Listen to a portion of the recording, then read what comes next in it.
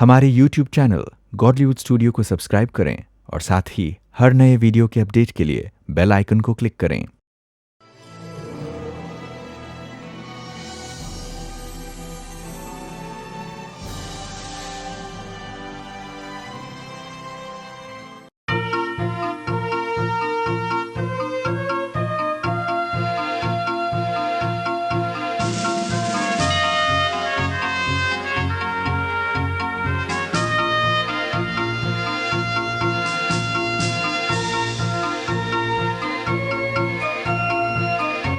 No matter what, I'm feeling great.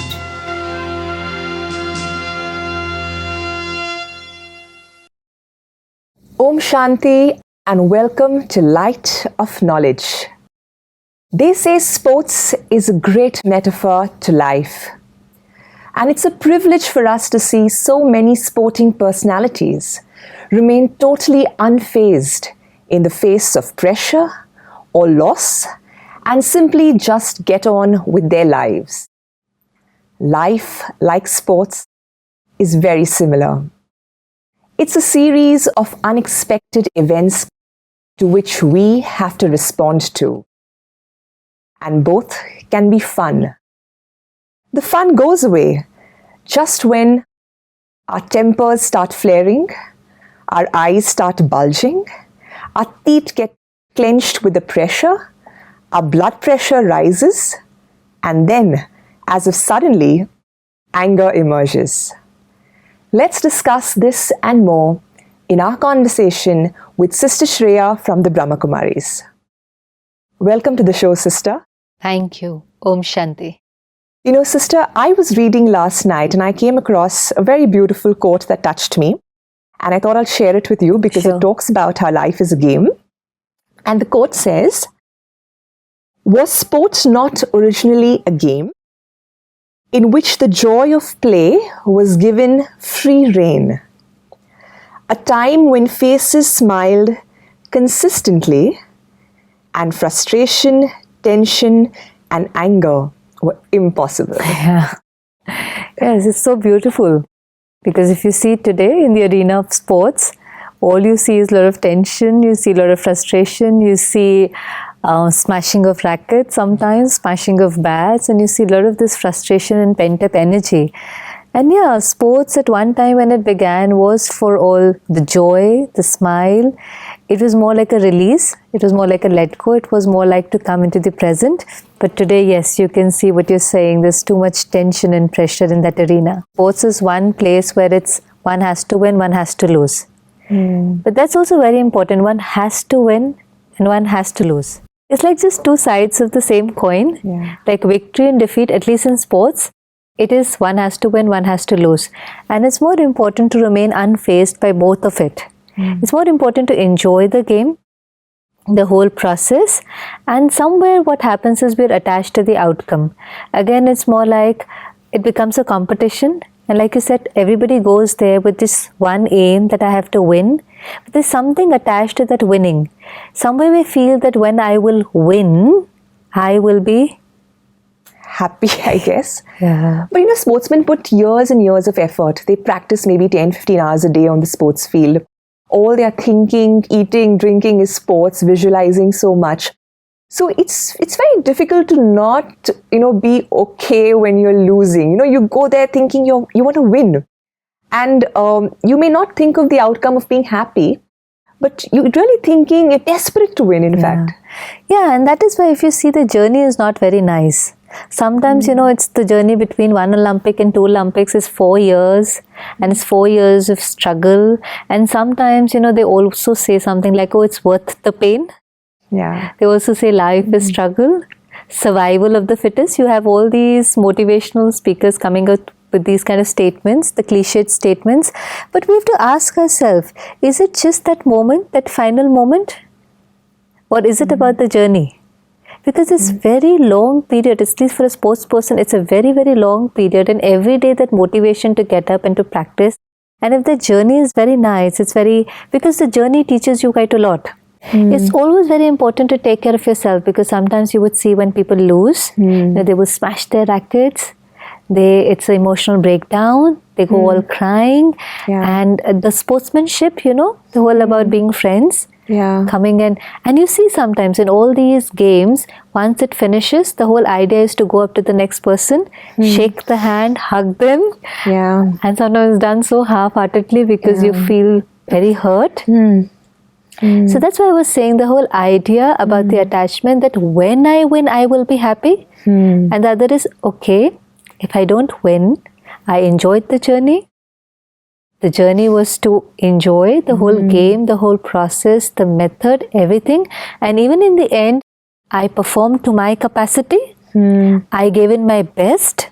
I did everything that I could do, and I can now accept the outcome.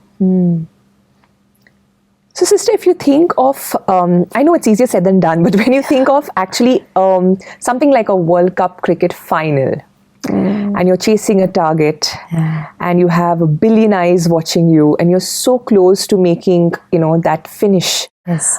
Then you don't really think of the journey being happy. You actually, the top of most thought in your mind is, I need to win. And so, you may try to put pressure on your opponent. Yeah. And you may, try to, maybe break his temperament or demotivate him, or maybe, sledge a bit to break his confidence. Yes. But isn't that okay? Because you're trying to, you want to win and you want to do your country proud. You have that whole bigger picture before you. Yeah, you see this a lot nowadays. Before not, you won't use abusing and stuff, but today when you see in the sports arena, a lot of the word that you use, sledging, where it's more like abusing, and you use this to kind of break the morale of the other player. But you have to see the method, how it goes about. So when you sledge the other person, or when you abuse the other person, you say something from your mouth. You will utter some nasty words to break the confidence of the other person. But before you utter these words, you will create them in your mind. In your mind, yeah. You think about it. It's very subtle. You will not even realize. But before you utter them to the other person to break their morale, whose morale are you breaking? Am I really breaking my morale? Because when you create that kind of thoughts, it's like, anything, but it's not very nice. What would be the commentary like? It's very disturbing, because when you have to disturb the other person, it has to be very nasty. It has to be very ugly. You see some comments about racism. You see about their color. You see about their dress. You see about their country, the nation, the people. So it's very, very nasty. Yeah. And to say those things, you cannot say them without thinking here. So when you create it, you will feel the energy first. But it's momentary, it's like maybe a pinprick. You just feel it for a moment, and then it's gone. So does that have an impact on me? I don't think the emotion can go that fast. Have you ever said that you've gotten all angry because of something? You just received a phone call and somebody said something and you lost your temper. You didn't lose it on them. You're sitting with a group of people, group of friends, and you're fine with them. But you lost a temper with somebody on phone. And now if somebody here is trying to tell you very good news also, something very nice about childbirth, anything, they won something, you don't feel happy about it. Even if they tell you something like somebody's admitted in the hospital, you don't feel sympathetic. You can't create any other feeling because you're still feeling that emotion of anger. So what you're saying is that when I have said something nasty, I necessarily would have thought about it first, and I necessarily would have felt it, gone through. But why don't I realize, I don't feel the pain. If I am on the field and I'm playing basketball and, I want to nudge somebody just so that I can make a quick pass, I know I'm doing wrong. I know it's a foul. Yeah. But I'm still operating from a negative place and I'm creating negative energy is what you're saying. Yes. You're operating from a negative place. It's also fast. So you see all this aggression. And that aggression momentary can also help you perform better. But it's very short because again there's that rush of adrenaline in your body. But what happens is over a period of time what will happen, and that happens a lot of time. So once you start sledging or you start using this technique, the other person is not aware. So you can break that person's confidence for a while.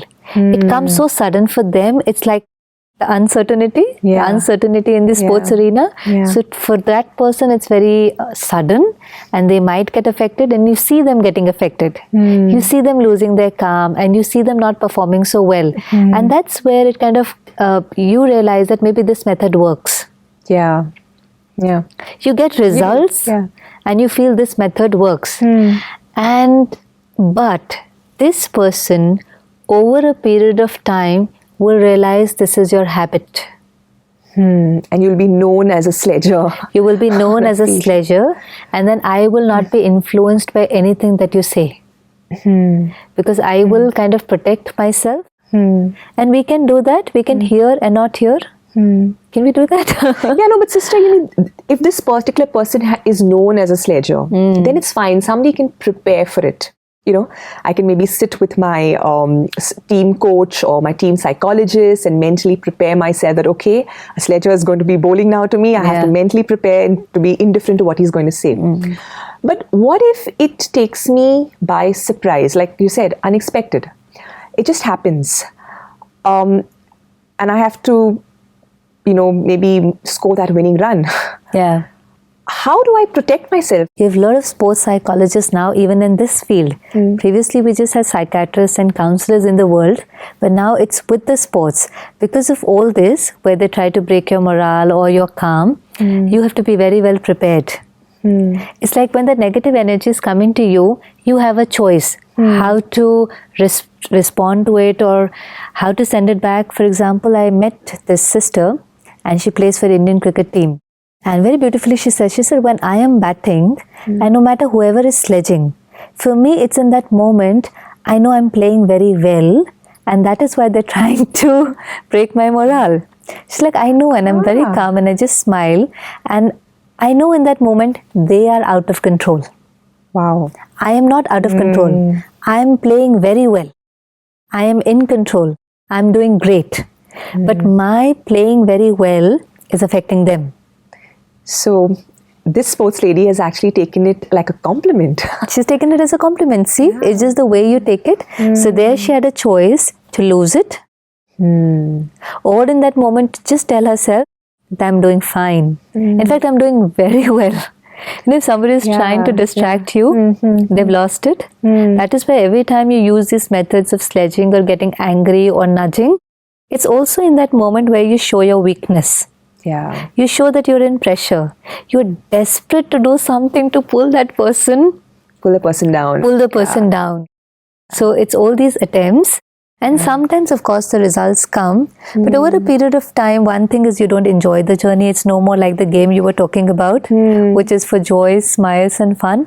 Then it becomes like a war. There's so much frustration. There's so much tension. There's so much anger. It's like enemies, you know. And sometimes you see the tension even in the countries. Yeah, in the audience. In the audience. In the stadium, you have people watching on TV who are also equally involved in it. So even when we were watching television, we were supposed to enjoy the game. But we don't enjoy the game because we're so attached to one of the teams. And when the team loses, I feel I have lost. Yeah. And then you have those moments of anger where you have people then going and throwing stones at the sportsman's house, breaking their windows, because they are so attached to that particular team. So more anger, you see? So you saw the anger on the field, and there's more anger and more like an armchair anger where you do not contribute to anything, but you're adding more negative energy into the world. And then we talk about peace in the world. So tell me, when the audience is sitting and watching that game, or people across the world are watching that live game, do they also contribute to the game in any way? Oh yes. You know, it's very subtle, but you do contribute in a way. See, we're all beings and we're all connected. We're all more like radiating energy all the time. Every thought that I create, it radiates energy into the environment. If I create a thought for you, I radiate that energy to you. So if I sit in my home and billions of people watching it, we can really contribute in a very positive manner, but we don't really do it because what we do is we're more on the critical sense. So we sit there and the commentary more is like, oh, they should have played like this, they should have done like this, they just missed a catch. Now when you're creating this commentary, even sitting at your home, you're thinking. Yeah. And you're radiating. And to the people you love, to the team you want to win, what you're radiating is negative energy again. Yeah. See, it's very subtle, but you can be in different continents, different countries, yet you can empower people. So if you really want your team to win, Yeah. you can play a big role. You can play a big role. All you have to do is watch it as a detached observer and not create one negative thought for the team. Create empowering thoughts that will actually help them win. Because you see, then their anger then comes out on them the next day. It's so much attachment. So the team attachment to winning, because that will make them happy. Then the audience attachment to the game. If they win, they will be happy. So it's all actually to be happy, to feel good. But if we feel good and play our parts, there are more chances of winning. Actually, yeah. And, from where we started in terms of talking about how life is like sports in many ways, can we apply the same analogy to our everyday life? Oh, yes. Because life is also with a lot of uncertain events. In any sports, if you're not powerful, if you don't know the skills, if you've not practiced enough, then you're scared to go on the crease. Like if you see cricket, even if you don't know how to play, if somebody asks us, what do you want to do? You want to do the bowling or the batting? All of us like to bat, All of us like to try our hand at batting. And you see there's so many people there who are just waiting for us to get out. But yet we want to go and perform. Life is more like that. You want to perform. But when you have the skill, you're comfortable. You're not scared. You don't say, oh, throw the ball a little slowly. You say, oh, throw as fast as you want. Because you want to perform. And in the performance, you enjoy. So the faster it was, the better your performance, the more the applause. Yeah. But here in life, if you see, we don't empower ourselves. I think we've forgotten that life is a game. Life is a game. I mean, we never look at it that it's for fun, we're here to enjoy. I think all of us look at it like a struggle. It's a struggle. It's hard work. It's a race to the finish. There are such very heavy adjectives to describe life. But can it really be like a game? Even if you go up to somebody and say, how are you? And they're like, okay. Okay. How's life? It's okay, going. So you will see very jolly faces and somebody will be there are some people, but most people that you see are kind of dragging their feet, not really enjoying. And they just enjoy very, very momentary when they achieve something or when there is a stimulant to it, something they've achieved, they've acquired, they've been appreciated, but not the journey, not the process, not when they're doing it. So why life is a struggle? One thing, we're at a time when in one day, a lot of unpredictable events are happening. And for us, some things which are very, very normal can trigger that hurt. Very small things like we're sitting in a meeting and somebody's phone rings. And you go all up and down, you get irritated. I remember this other day I was doing a program, and normally when we're in a hall and we do a program, and even if one phone goes, everybody kind of looks at them and gets a little irritated, a little disturbed. But that particular day was one of the days in Bombay when you have the Ganpati celebrations, and it's the day of the Visarjan. So the very day you have big processions moving out of the hall where we do our regular classes, and there's this big DJs moving out, and it's constant for the whole hour. But the very day, everyone in the class had accepted that it's that day, there's going to be DJ, there's going to be a procession, there's going to be noise. It was accepted. Nobody felt anything. Nothing. It was okay. It went off so smoothly. No anxiety or irritation or looking at anybody, nothing. And otherwise, when it's sudden like the phone rings or something like somebody just passes or door just opens, everyone is distracted. So what's happening is we're not ready for the unexpected. More like the programming, the moment I tell myself, it's okay, the noise is fine, nothing happens. It seems like acceptance is the key to most of our problems. Yeah. Because when you accept, there's not the negative chatter. It's not the phone that disturbs you. It's the thoughts that disturb you. So I can't help but ask you, sister, how do we look at life and make it fun? And I'm not talking about fun from a perspective of, partying fun, but how do we light about life? Look at it like, okay, I'm going to play a game, I'm going to enjoy. I may win, I may lose. It's a little difficult to look at life like it's a game. Yeah, in the game, in the sense you're not attached. You plan your day, but you also allow it to flow. Can you see the difference? You have a plan in place, of course, because when you start a day, you have plans. So you have your diary that, okay, this meeting at this time, this time, this time. But after all the preparations, you don't get attached to it. So you let the day flow. You let the things happen. Because a lot of people will then tell you, oh, my day was perfect when this thing came in my way. Have you heard this thing? Yeah. This person came in my way. There was this obstacle. But actually, they're not really obstacles. They're stepping stones. Okay. You don't think of it then as a stepping stone? That's how, in the game, like we said, in that sports arena, every time there's a difficult challenge, you want to prove yourself. So the better the player is, the more prepared you are. Yeah. So you don't wait for them to not perform well, you increase your power. If you have to play with somebody who is number 1 and you're number 10, you don't constantly think about them. You think about the skills that you need to develop so that you can defeat them. Yeah. Here we start thinking about the challenge. Why did this one come in my way? Why did this one come in my way? You've seen that race, there's that race which is a hurdle race. Yeah. Yeah? I have, yeah. Life is pretty much like that. So it's a hurdle race and you jump over every hurdle, but you don't say, oh, this hurdle is in my way. Yeah, you kind of accept that this race is all about jumping over the hurdles. This is the way. Yeah. It's more like this is the way. Yeah. This is the way. I have to jump and I have to reach the goal. Yeah. So here also when you have very little things, somebody who's not listening to us, we say something and they did not do it my way. I expected them to come at this time. But they were 10 minutes late.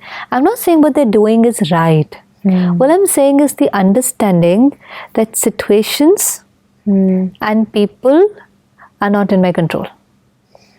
I can tell them, I can influence them, I can be assertive about it, yet they will do as they please. They will do as they please. The sooner we learn this, the happier we are in the game called life. Yeah, but it's an inherent need in all of us. And I think most people who have seen that they would like to control, maybe the people in their life. It happens so subtly, people in their life, the situations, like you would want your child to behave in a particular way, you would like your partner to behave in a particular way. These are all little elements of control that make life my way. difficult. Yeah. My way, it has to be my way.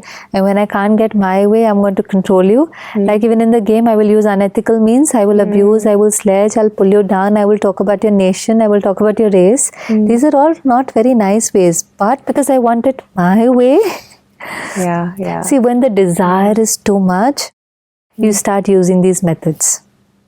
You start using the wrong methods? The wrong methods. Okay. And if you have this desire, because you think that when my desire is going to get fulfilled, I will be happy. Yeah, you kind of come down to that. It comes back to that because that's the inherent need of every being, to be peaceful, to be happy. We don't even realize. We don't realize, but we're doing a lot of wrong to feel good. But how can you give a lot of negative energy, create a lot of negative energy, radiate a lot of negative energy and feel good? And feel good, yeah. And that's why you said, oh, peace is within, but I don't feel it. Peace is within and I can feel it all the time, but I'm creating so much anger that it's somewhere hidden. And that's why I say, oh, it's hidden. It's hidden. You've lost the awareness of it. So that gets me thinking, sister, that, if I don't control, then what do? I'm really left with no choice. I kind of feel helpless that everything is going to go around me like a circus and I'm just going to stand there, not in control. And it's really a very raw feeling of feeling helpless. Because we're so used to feeling in control when we control everyone. See, the word that you said is, I feel very out of control when I can't control people. Yeah. So that's not true. That's not true. What is actually in my control is it's me. Ah. But I think only when I'm able to manage everybody there will I be able to manage myself. And when I'm not able to do or manage or control there, I lose control On myself. on myself. So the only thing that I have to realize is I have full control over myself. Full control, 100% control. And actually 0% control there. Over others. 0%. What you can do is, if you're really playing your part well, and if you're radiating the right kind of energy, people around you get influenced. Beautifully said, sister.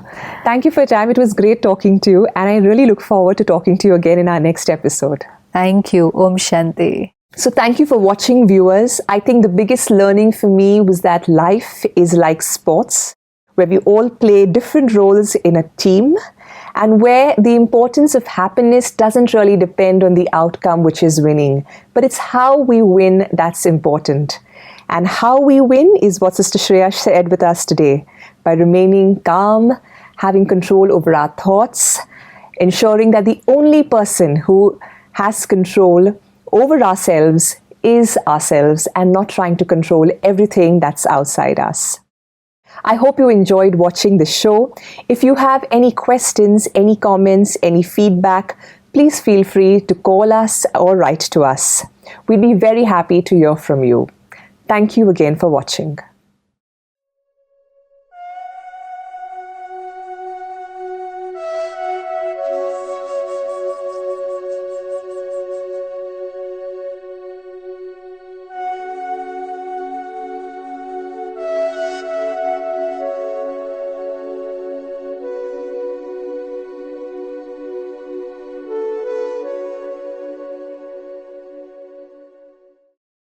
हमारे YouTube channel Godlywood studio को subscribe करें और साथ ही हर नए video के update के लिए bell icon को क्लिक करें।